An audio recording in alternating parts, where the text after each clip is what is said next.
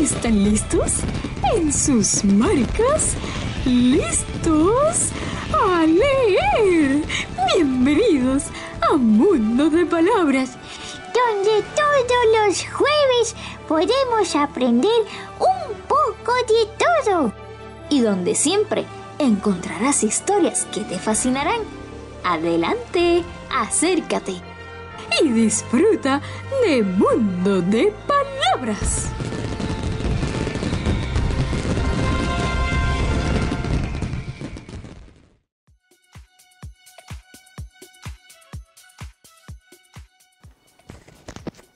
Juan Bobo y la princesa adivinadora. Era una vez, y dos son tres, que había un rey a quien le gustaban mucho las adivinanzas. El rey tenía una hija muy lista, dotada de gran habilidad para descubrir la solución de cualquier adivinanza, por más difícil que fuera. El rey quería que su hija, la princesa, se casara con un hombre sabio, que fuera más listo que ella, y decidió casarla con el hombre a quien ella no pudiera adivinarle una adivinanza. Así lo hizo anunciar por todo el reino, pero también hizo saber que le mandaría cortar la cabeza a todo aquel que fracasara en su intento. Como la princesa era muy bella, fueron muchos los príncipes y nobles que, deseosos de casarse con ella, se sometieron a la prueba. Pero todas sus adivinanzas, aun las de los más sabios, fueron fácilmente solucionadas por la bella princesa. Muy pronto la muralla que rodeaba el castillo del rey se vio cubierta por las cabezas de todos los que habían fracasado en el intento. En ese país vivía una pobre viuda que tenía un hijo llamado Juan, pero a quien, por las muchas tonterías y extravagancias que hacía, la gente le llamaba Juan.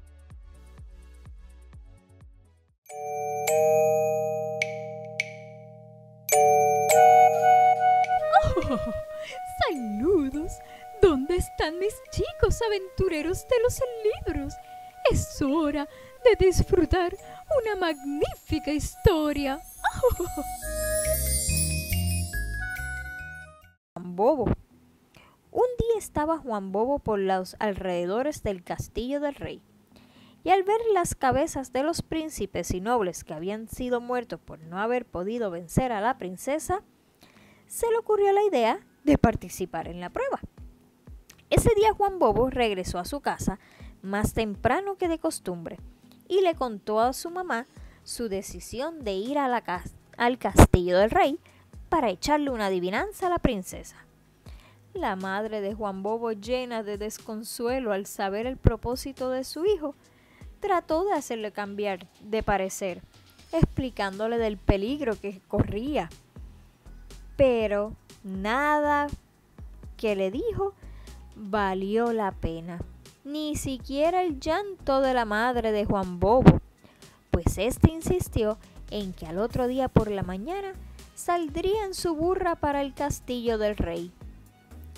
Cuando la madre de Juan Bobo se dio cuenta de que nada haría cambiar la idea de su hijo, se resignó y llorando se fue a preparar unas tortas de casabe para el viaje.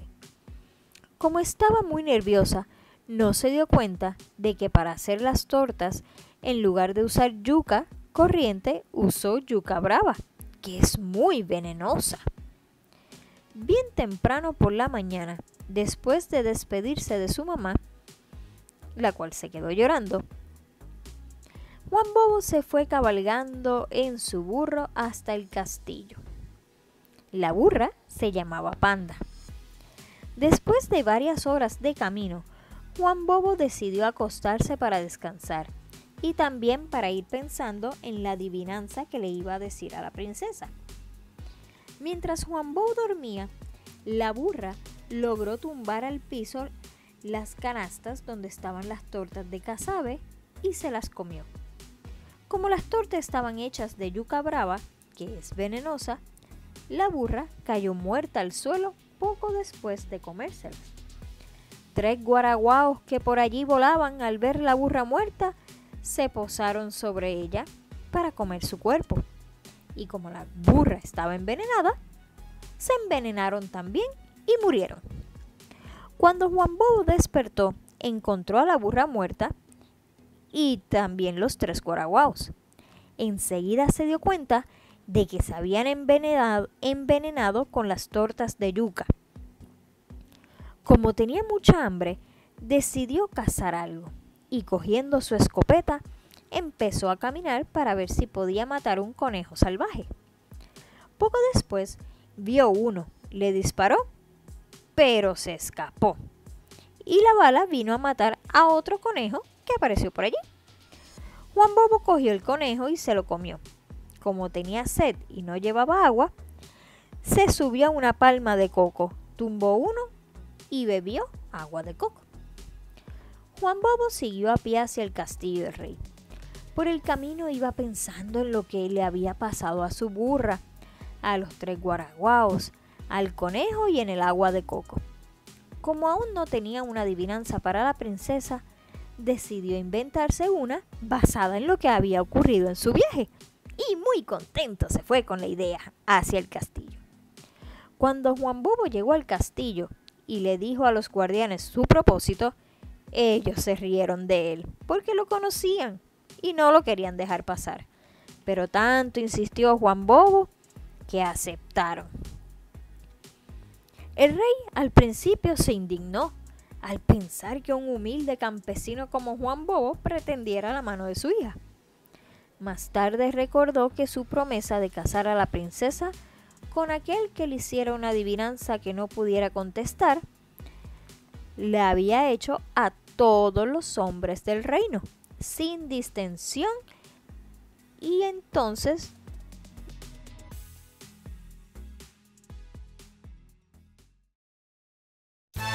¿por qué escribir? ¿Para qué ilustrar? Aquí en la Fábrica de Libros te vas a enterar. O que Juan Bobo entrara.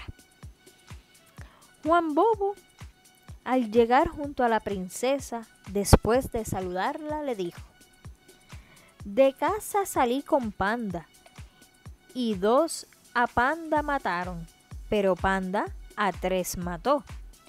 Entonces tiré al que vi, pero maté al que no vi.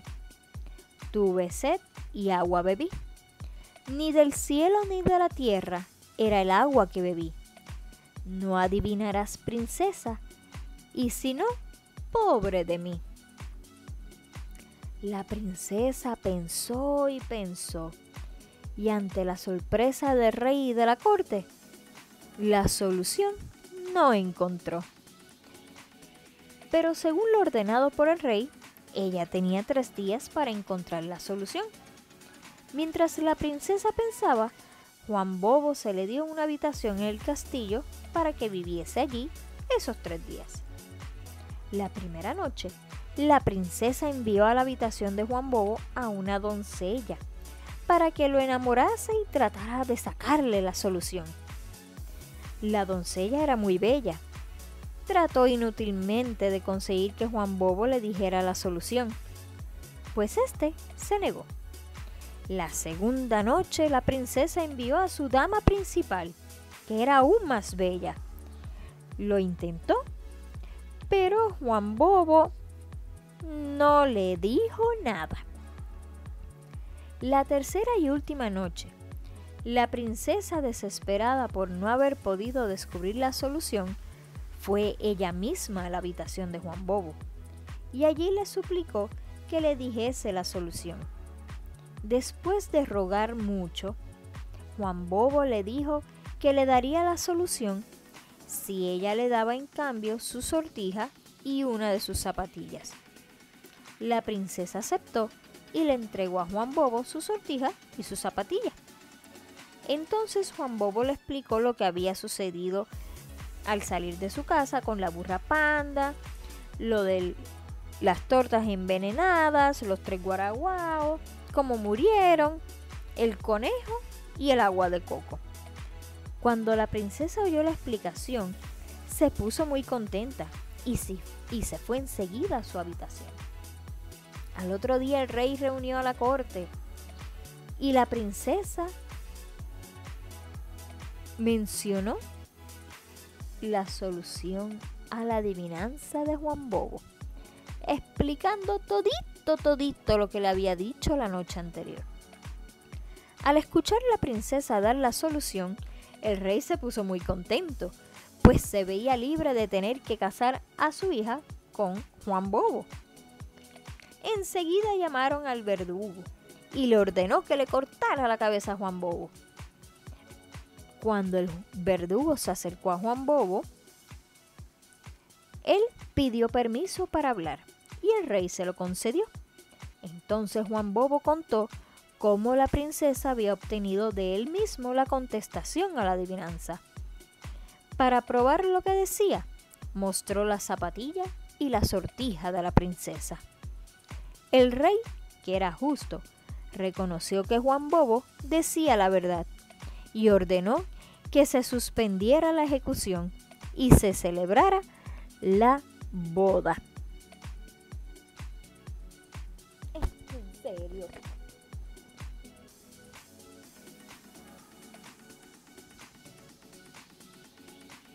Otras palabras como dar un recordatorio de la importancia que tuvieron nuestros ancestros, nuestras abuelitas, nuestras bisabuelitas, nuestras mamás, para contarnos historias. Y es retornar a la literatura infantil y juvenil a través de la tradición oral. Y de ahí también entonces que surgen también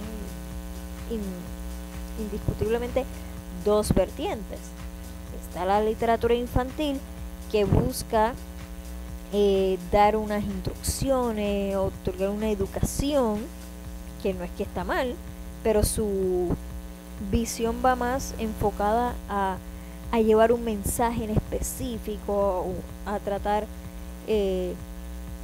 una enseñanza particular. Y luego está esta otra vertiente que es más de estilo fantástico, que lo que busca es promocionar la imaginación en el lector, de buscar un espacio de relajación. Y pues esa es la vertiente en la cual se están enfocando varios autores de Latinoamérica. Y de hecho en su ponencia el caballero menciona a muchos de ellos. Algunos son grandes amigos de aquí de Mundo de Palabras, como son Jairo Buitrago y el ilustrador Rafael Jokten. Hay varios autores latinoamericanos, está Agustí, y nosotros acá en Puerto Rico pues también estamos viendo una alza de varios cuentos cuyos personajes principales son los animales. ¿Y qué es lo bonito, qué es lo especial? Según la ponencia de Adolfo Córdoba, es que la literatura infantil latinoamericana en estos momentos está buscando ponernos en un centro. O sea, nos llamamos Latinoamérica, ellos se llaman Centroamérica, pero ¿el centro de qué? Pues es buscar qué le voy a enseñar a nuestros niños, qué les voy a proveer, cuál es ese contenido que quiero darle a ellos y que sea de calidad. En resumen, ¿verdad?, de esta ponencia, lo que buscaba era precisamente eso, que lo que se le vaya a dar a los niños sea de calidad y que no se puede decir, ya que no se publica, que no hay tanta acceso a los libros infantiles, que la niñez no hay nada para ellos. No, al contrario, se está publicando mucho sobre estos temas y hay que darle visibilidad, sobre todo la visibilidad a la tradición oral, la visibilidad a la naturaleza, la visibilidad a los mismos niños, permitirles que ellos sean las voces, los autores, darle voz a estos niños que en ocasiones no tienen cómo expresarse ni quien los escuche. Así que nosotros en nuestras redes sociales vamos a estar compartiendo esta ponencia Está muy interesante todo lo que él habla y esperamos que los disfruten y así sigan disfrutando de todo aquí en Mundo de Palabras, donde no solamente traemos cuentos, también traemos detalles muy interesantes. Y hablando de tradición oral, ¿qué tal si vamos a escuchar otro cuento, pero esta vez de libro Cuentos Folclóricos, recopilado por Ricardo Alegría, nuestro gran historiador Ricardo Alegría?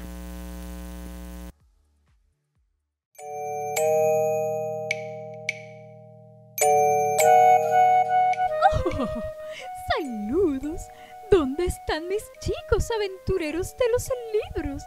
Es hora de disfrutar una magnífica historia. Oh.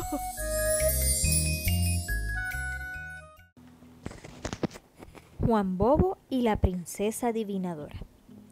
Era una vez, y dos son tres, que había un rey a quien le gustaban mucho las adivinanzas.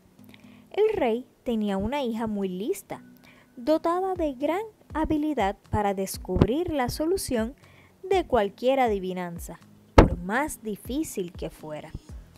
El rey quería que su hija, la princesa, se casara con un hombre sabio, que fuera más listo que ella, y decidió casarla con el hombre a quien ella no pudiera adivinarle una adivinanza. Así lo hizo anunciar por todo el reino, pero también hizo saber que le mandaría cortar la cabeza a todo aquel que fracasara en su intento. Como la princesa era muy bella, fueron muchos los príncipes y nobles que, deseosos de casarse con ella, se sometieron a la prueba. Pero todas sus adivinanzas, aun las de los más sabios, fueron fácilmente solucionadas por la bella princesa. Muy pronto la muralla que rodeaba el castillo del rey se vio cubierta por las cabezas de todos los que habían fracasado en el intento. En ese país vivía una pobre viuda que tenía un hijo llamado Juan, pero a quien, por las muchas tonterías y extravagancias que hacía, la gente le llamaba Juan Bobo. Un día estaba Juan Bobo por los alrededores del castillo del rey, y al ver las cabezas de los príncipes y nobles que habían sido muertos por no haber podido vencer a la princesa, se le ocurrió la idea de participar en la prueba. Ese día Juan Bobo regresó a su casa más temprano que de costumbre y le contó a su mamá su decisión de ir al castillo del rey para echarle una adivinanza a la princesa. La madre de Juan Bobo, llena de desconsuelo al saber el propósito de su hijo, trató de hacerle cambiar de parecer, explicándole del peligro que corría. Pero nada que le dijo valió la pena, ni siquiera el llanto de la madre de Juan Bobo, pues éste insistió en que al otro día por la mañana saldría en su burra para el castillo del rey. Cuando la madre de Juan Bobo se dio cuenta de que nada haría cambiar la idea de su hijo, se resignó y llorando se fue a preparar unas tortas de casabe para el viaje. Como estaba muy nerviosa, no se dio cuenta de que para hacer las tortas, en lugar de usar yuca corriente, usó yuca brava, que es muy venenosa. Bien temprano por la mañana, después de despedirse de su mamá, la cual se quedó llorando, Juan Bobo se fue cabalgando en su burro hasta el castillo. La burra se llamaba Panda. Después de varias horas de camino, Juan Bobo decidió acostarse para descansar y también para ir pensando en la adivinanza que le iba a decir a la princesa. Mientras Juan Bobo dormía, la burra logró tumbar al piso las canastas donde estaban las tortas de casabe y se las comió. Como las tortas estaban hechas de yuca brava, que es venenosa, la burra cayó muerta al suelo poco después de comérselas. 3 guaraguaos que por allí volaban al ver la burra muerta se posaron sobre ella para comer su cuerpo, y como la burra estaba envenenada, se envenenaron también y murieron. Cuando Juan Bobo despertó, encontró a la burra muerta y también los 3 guaraguaos. Enseguida se dio cuenta de que se habían envenenado con las tortas de yuca. Como tenía mucha hambre, decidió cazar algo y cogiendo su escopeta, empezó a caminar para ver si podía matar un conejo salvaje. Poco después, vio uno, le disparó, pero se escapó. Y la bala vino a matar a otro conejo que apareció por allí. Juan Bobo cogió el conejo y se lo comió. Como tenía sed y no llevaba agua, se subió a una palma de coco, tumbó uno y bebió agua de coco. Juan Bobo siguió a pie hacia el castillo del rey. Por el camino iba pensando en lo que le había pasado a su burra, a los 3 guaraguaos, al conejo y en el agua de coco. Como aún no tenía una adivinanza para la princesa, decidió inventarse una basada en lo que había ocurrido en su viaje. Y muy contento se fue con la idea hacia el castillo. Cuando Juan Bobo llegó al castillo y le dijo a los guardianes su propósito, ellos se rieron de él porque lo conocían y no lo querían dejar pasar. Pero tanto insistió Juan Bobo que aceptaron. El rey al principio se indignó al pensar que un humilde campesino como Juan Bobo pretendiera la mano de su hija. Más tarde recordó que su promesa de casar a la princesa con aquel que le hiciera una adivinanza que no pudiera contestar, le había hecho a todos los hombres del reino, sin distinción, y entonces dejó que Juan Bobo entrara. Juan Bobo, al llegar junto a la princesa, después de saludarla, le dijo: de casa salí con Panda, y 2 a Panda mataron, pero Panda a 3 mató. Entonces tiré al que vi, pero maté al que no vi. Tuve sed y agua bebí. Ni del cielo ni de la tierra era el agua que bebí. No adivinarás, princesa, y si no, pobre de mí. La princesa pensó y pensó, y ante la sorpresa del rey y de la corte, la solución no encontró. Pero según lo ordenado por el rey, ella tenía 3 días para encontrar la solución. Mientras la princesa pensaba, Juan Bobo se le dio una habitación en el castillo para que viviese allí esos 3 días. La primera noche, la princesa envió a la habitación de Juan Bobo a una doncella para que lo enamorase y tratara de sacarle la solución.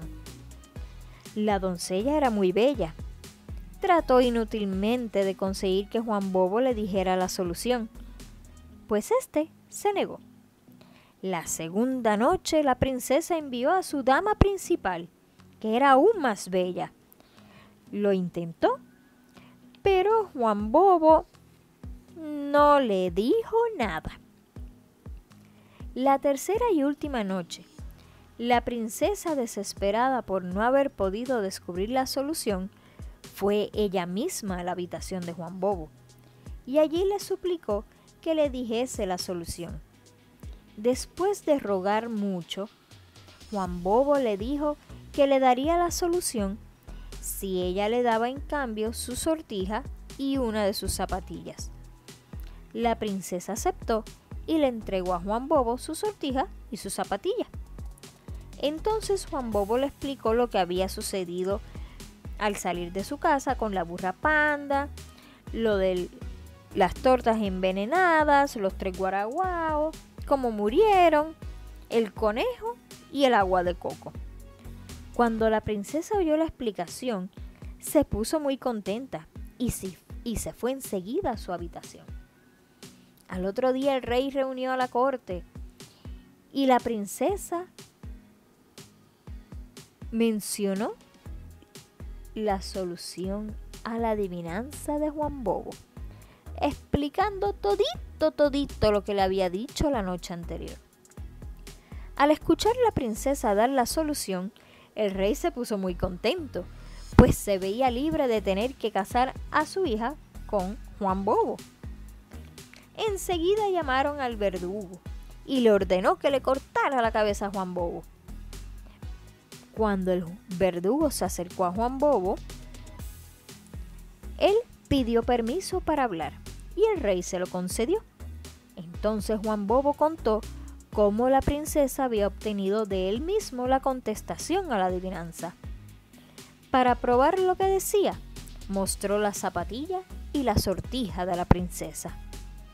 El rey, que era justo, reconoció que Juan Bobo decía la verdad y ordenó que se suspendiera la ejecución y se celebrara la boda.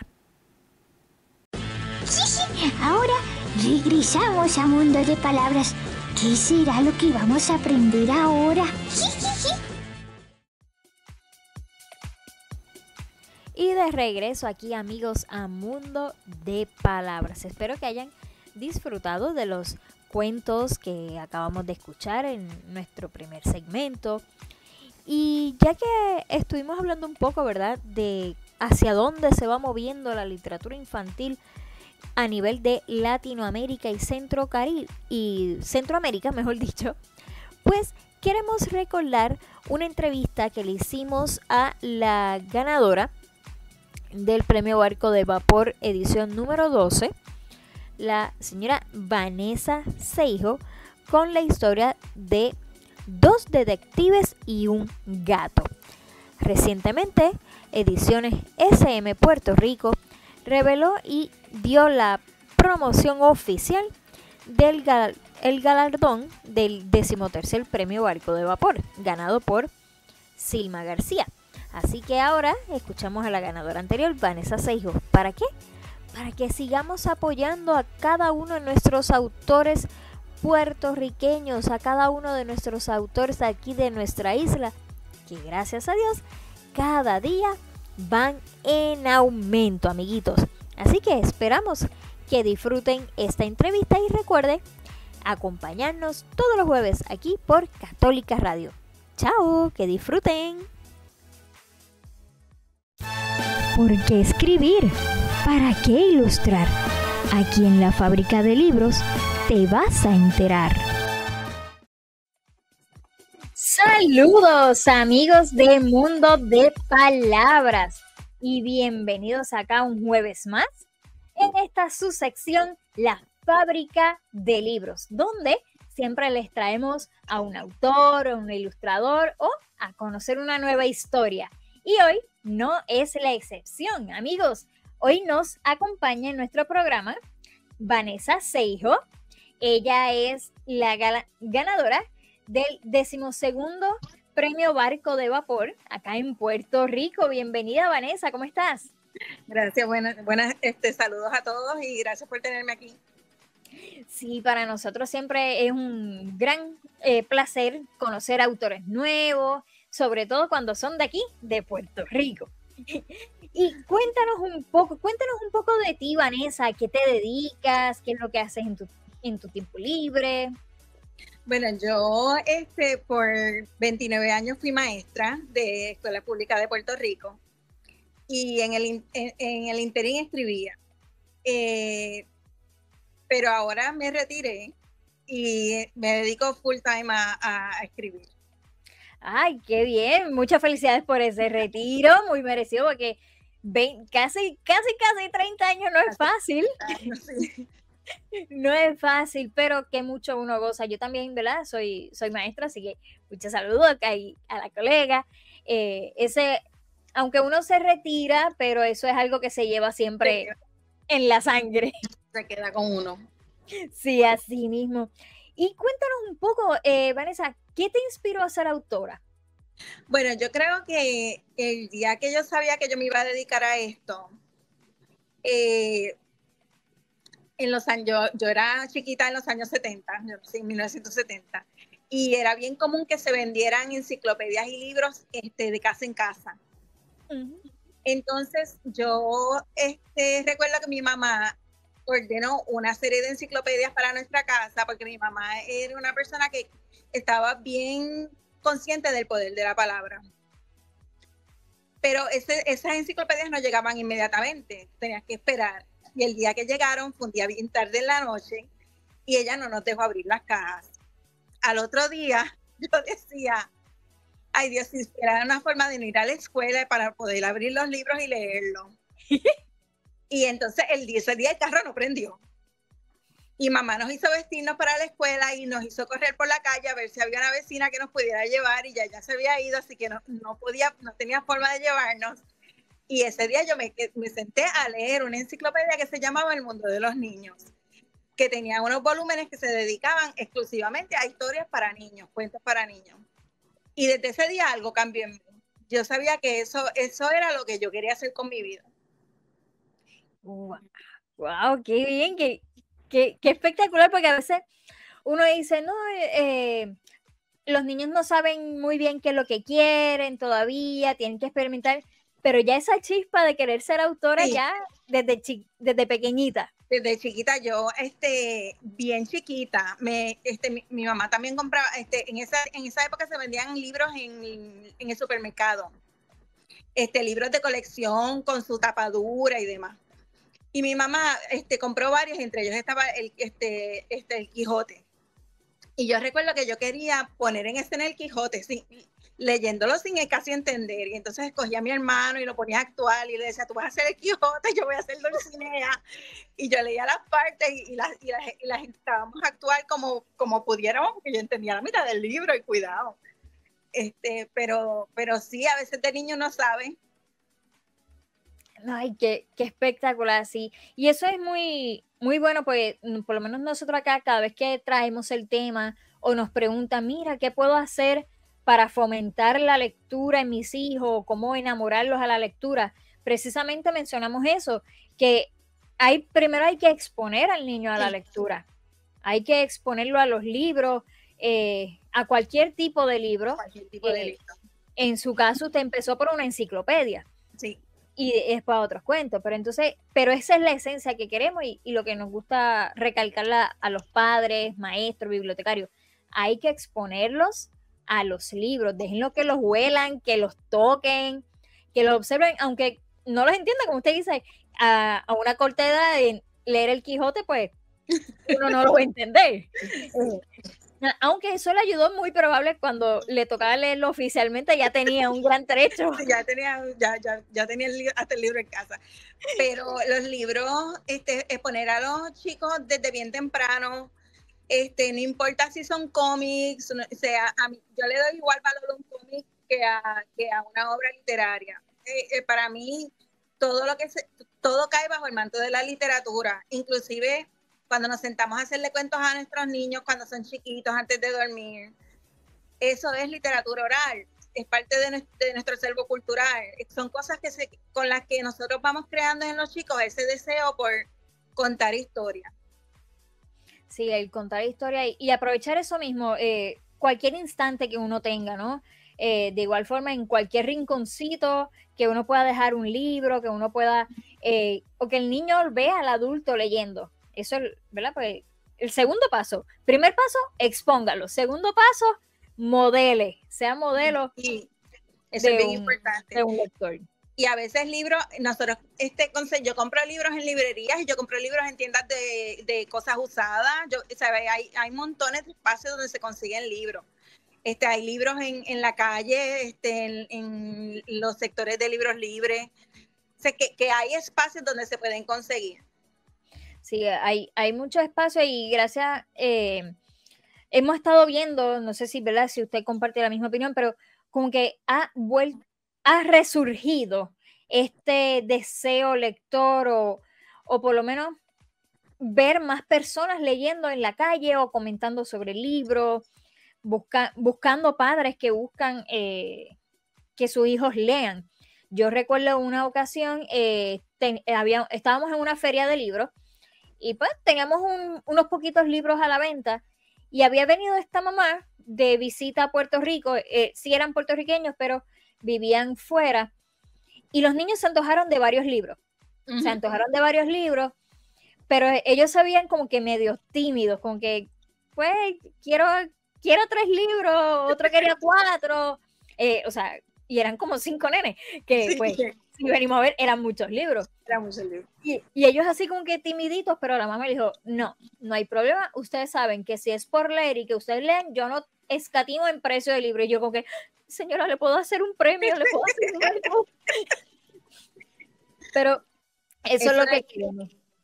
Mi mamá era así. Mi mamá era la cuestión del libro, porque mi mamá venía de una familia muy pobre, en la que el único libro que había en la casa que habían comprado con mucho esfuerzo era la Biblia de mis abuelos.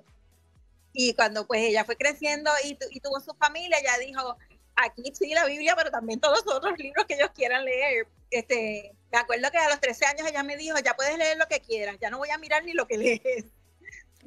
Ay, mira qué bien, eso es muy bueno, muy positivo el apoyo que le podamos dar a nuestros niños y jóvenes a que se sientan libres de escoger el libro que se sienten llamados. Pues yo siempre digo que los libros nos llaman. Sí. Porque a veces, no sé si a usted le pasa que uno va a la librería, pues bibliófilos al fin, no puede pasar a una una librería sin decir, no, solamente voy a ver.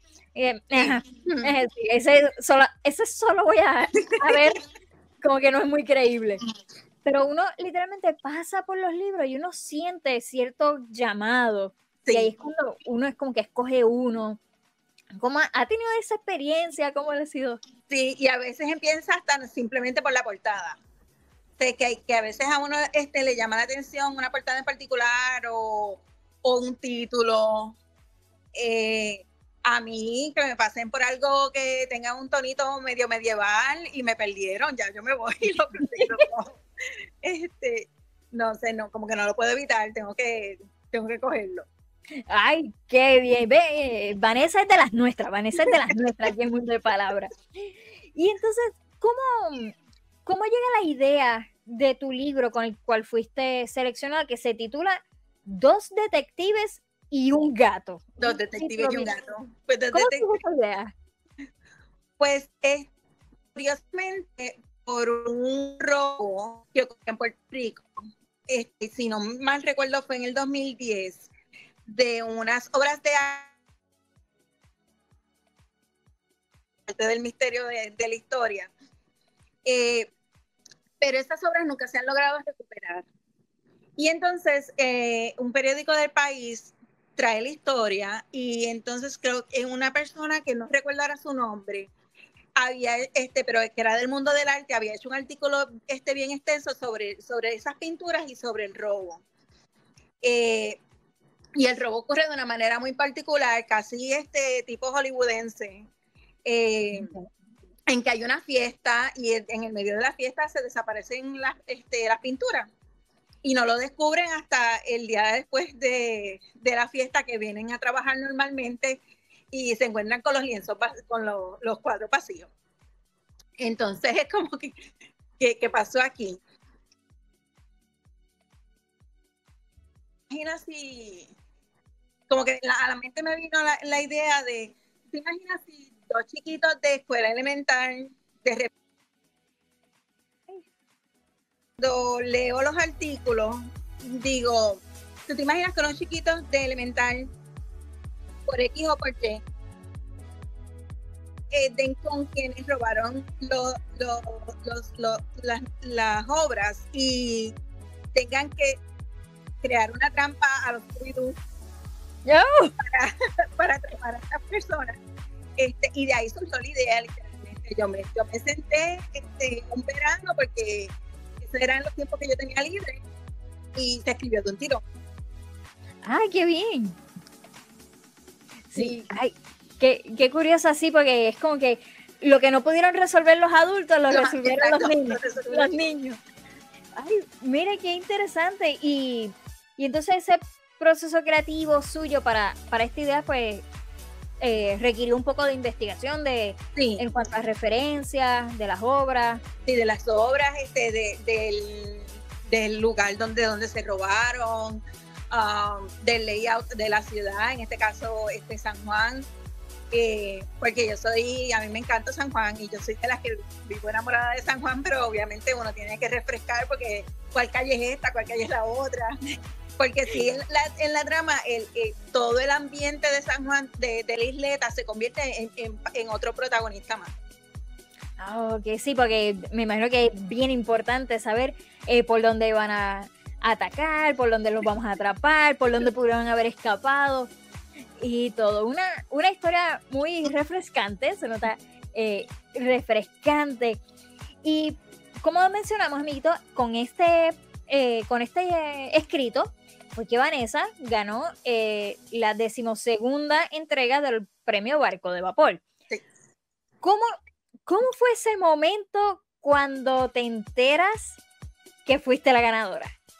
Ay, Dios mío. Yo ese día, porque cuando ya yo participé, ya yo me había retirado del magisterio. Yo estaba en casa, el teléfono suena y yo lo único que oigo fue soy fulana de tal, literalmente el nombre como que yo no lo logré ni registrar. Soy de Ediciones SM y yo me quedé como que pues a mí misma me dije no te emociones porque yo sabía que el premio se iba a fallar, o sea, que en algún momento ellos iban a avisar. Ellos te están llamando para otra cosa, a lo mejor hay un cuento que están pensando escribir, están buscando escritores o lo que sea. Y cuando me dicen que me lo gané, porque ellos me llaman literalmente de que ellos deliberan. Entonces decidieron llamarme por teléfono el jurado más ella, más la presidenta del jurado. Y cuando ella me dice eso, me quedo como que y empiezan todos a reírse y entonces sí es en serio, te estamos llamando. Entonces yo la única palabra que a mí me salía era en serio, pero en serio. Entonces ella me seguía hablando un poquito más. Y yo, en serio. Y yo lo único que dije fue en serio y gracias durante toda la conversación. Entonces parte de este proceso es que tú no puedes comentárselo a nadie. Okay. Porque ese es el fallo, luego se informa.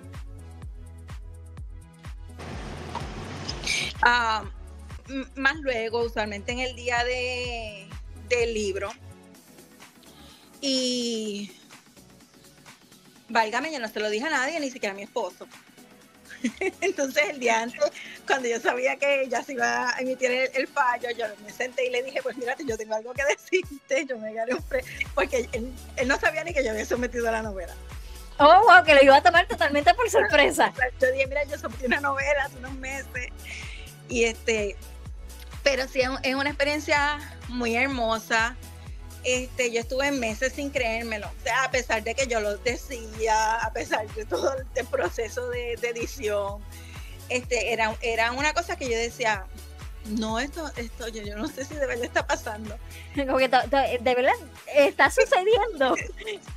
Es un proceso que uno se queda así como que no lo puede creer porque el Barco de Vapor es probablemente el premio de mejor dotación en Puerto Rico, y es un premio que te eleva en términos de tu producción y te compara con un montón de gente que tú admiras.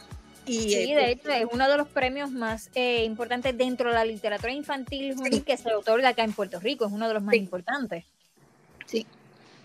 Y wow, me imagino que conociendo a nuestros amigos de SM, ellos estarían súper emocionados con contarte, con llamarte, pero eso también, dice, tienes que lo sabes ahora, pero te tienes que aguantar hasta que salga publicado en los rotativos.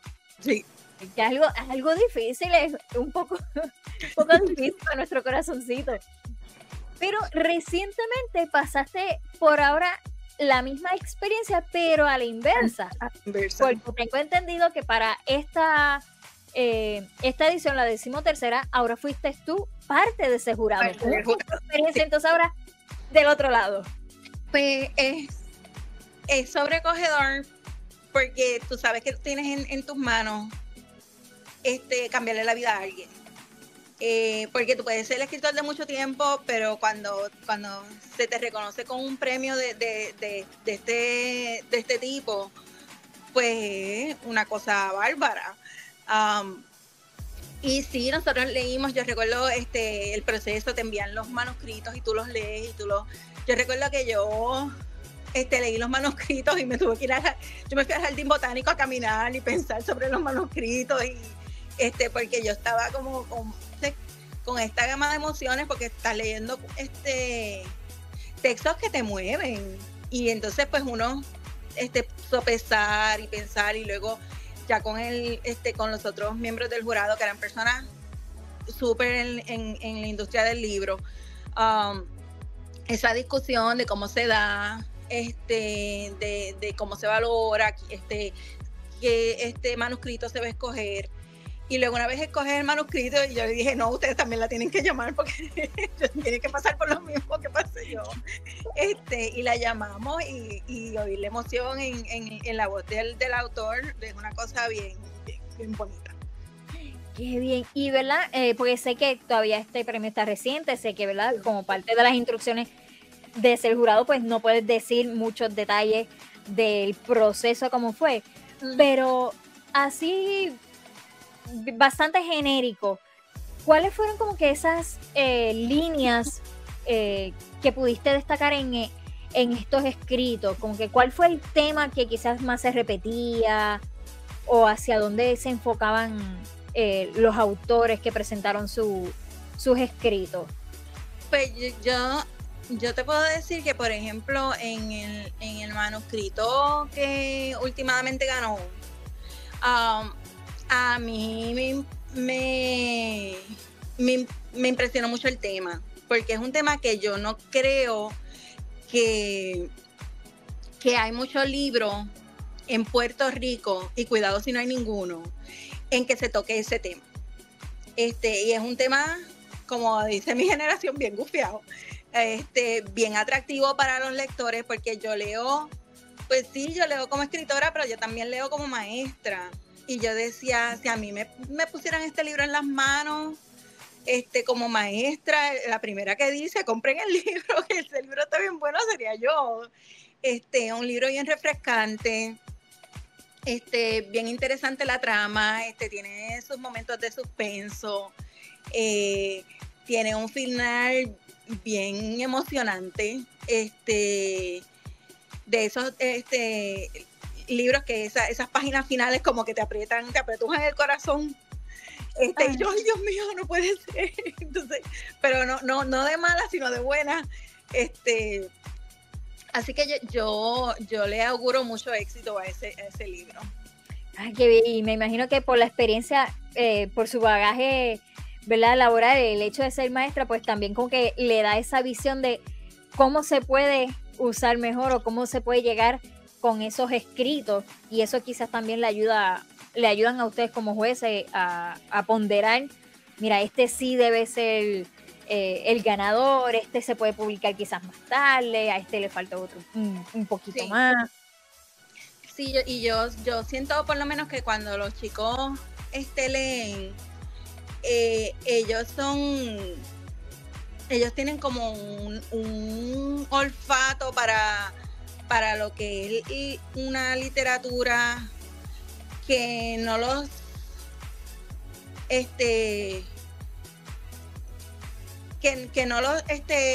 no los trata de coger de tontos, como digo yo. O sea, que son libros que son auténticos. Que respetan su intelecto, como digo yo. Sí. Y los estudiantes saben cuando un libro no logra eso. Y lo cogen rápido. Yo no soy partidaria mucho de meter dentro de un libro tantos temas pedagógicos y tantos temas que esto se vuelve como con una lección entre cómo debe ser y qué sé yo, que yo no, temen a mi aventura, temen a mi inventiva, temen a mi fantasía, porque eso es lo que los muchachos necesitan, lo que los muchachos desean leer y lo que se está leyendo, porque especialmente en el género de la fantasía, la ciencia ficción, eso tiene mucho agarre entre los muchachos.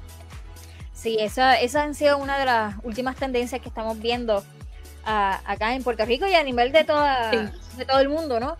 Que se resurgía en cuanto a lo que es la fantasía, las famosas distopías que parecen mundos reales, pero con cosas totalmente alocadas, ¿no? Pero eso nos gusta. Y Vanessa, ¿cuál fue la reacción de tu familia cuando le das la noticia? Porque no sabían quizás que tú habías escrito. Te pidieron que le leyeras la historia antes que a todo. O esperarán a comprar el libro. ¿Cómo lo hicieron? No, mi familia sabe que yo escribo y que se han publicado cosas anteriores. Pero sí, pues mucha sorpresa porque no se lo podía decir a nadie. Entonces, pues sí, mucha alegría, mucho apoyo. El libro está por ahí en casa rodando. No sé quién lo estará leyendo, si lo está leyendo o no. Porque yo le dije, pues hay una copia, miren a ver si la quieren leer, si no la quieren leer. Pero sí, pues sí, mucha sorpresa porque también tú no estás compitiendo contra un montón de gente. Sí, casi siempre para estos certámenes, por lo bajo son 70, 80 escritos y que a veces cuando uno viene a ver, dice, ay, ganaste, sí, pero estabas compitiendo contra quizás una Georgina Lázaro, quizás contra una Tina Casanova, que de momento, espérate, yo me seleccionaron a mí, yo estaba compitiendo contra ellos. Y sí, eso sí uno decía, pero porque tú tienes fe en lo que escribiste. O sea, cuando yo escribí el libro, yo dije, este libro está bueno, pero sí uno dice, sí, pero vamos a ver, porque hay que saber qué es lo que viene en la competencia y qué sé yo qué, y eso no lo puedes saber, no hay manera. Así que sí, que uno se siente, yo siempre digo que es sobrecogedor, porque uno pues dice, mira, sí, soy escritor, lo puedo probar. Aquí está el sellito que dice el ganador. Exacto, este es el sello que lo dice. Ay, qué bien. ¿Y qué consejo le podría dar entonces a nuestros radioescuchas, niños, jóvenes, adultos que quieran escribir un libro? ¿Qué consejo usted le daría? Mira, cuando yo era maestra de adolescente,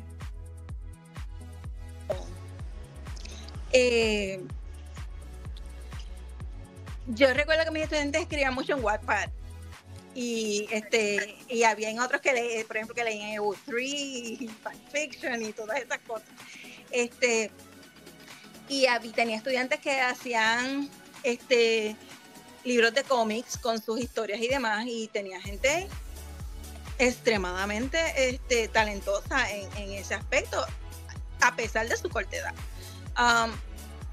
Yo pienso que el problema con escribir es que sí es un esfuerzo solitario y tú estás ahí bregando solo porque no es con un esfuerzo comunitario, no es que alguien se siente contigo y escribir hay que escribir. Y lo digo yo, que yo no soy persona de escribir todos los días. Yo escribo todos los días en mi diario, pero usualmente cuando yo escribo es un proceso primero mental. Okay. Y la historia está como dando tumbos en mi cabeza y se van como que aclarando las ideas. Y a veces cuando yo veo como, ok, estoy lista, vamos a empezar. Pero eso no es necesariamente un formato que sea útil para todo el mundo. Hay mucha gente que está escribiendo y hasta publicando por su cuenta. Escribir es una cuestión de que hay que practicar, pero también hay que leer. Porque no sé, un escritor que no lee es un escritor que no se alimenta en términos intelectuales. Y yo entiendo que ahora hay más espacios para escribir y publicarse, porque hay más acceso en redes sociales. Hay personas que escriben en microcuentos en Facebook, hay personas que escriben microcuentos en redes sociales como Threads, y tienen esos espacios, y hay muchos libreros que están abriendo espacios también, espacios editoriales. Así que es cuestión de no dejarse caer. O sea, yo sé que este tipo de trabajo no es algo que a veces uno puede hacer y hago esto y no hago nada. A lo mejor tengo que tener un trabajo por el lado y escribir por el otro. Y no dejarse intimidar, porque si el escritor trabaja mucho en contra de sí mismo y mucha self-doubt, dudarse mucho de uno mismo, pero dale. O sea, si tienes que escribir, hay que escribir. Eso es un pie detrás del otro. Hasta que surja la idea y la idea coge tracción y entonces uno va logrando la historia.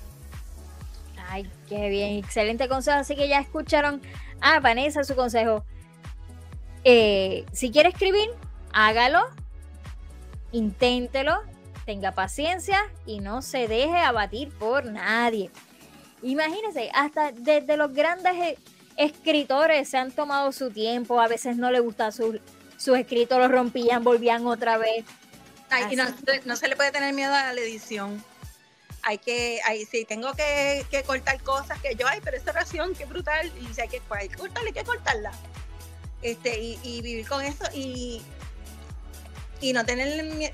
Yo tengo una novela que yo llevo 20 años escribiéndola y yo no la he terminado. Porque yo digo, no, es que no está lista. Y hay cosas que salen en 3 meses. Entonces, eso es lo que llega en el momento y cuando las palabras decidan, no, ahora sí es que me vas a dejar ver a la luz. Sí. Ay, Vanessa, bueno, muchas gracias por estar acá con nosotros. Acá el tiempo en la radio siempre, ¿verdad? Decimos que nos traiciona porque es que nos emocionamos y queremos seguir hablando. Pero no tenemos todo en la estación para nosotros. Pero muchas gracias. Esperamos tenerte nuevamente por acá en algún otro momento cuando quieras presentar alguna otra obra o simplemente nos comunicamos para seguir hablando de libros. ¿Qué te parece? Claro que sí. Bueno, amiguitos, eso es todo por el día de hoy. Nos vemos la semana que viene. ¡Chao!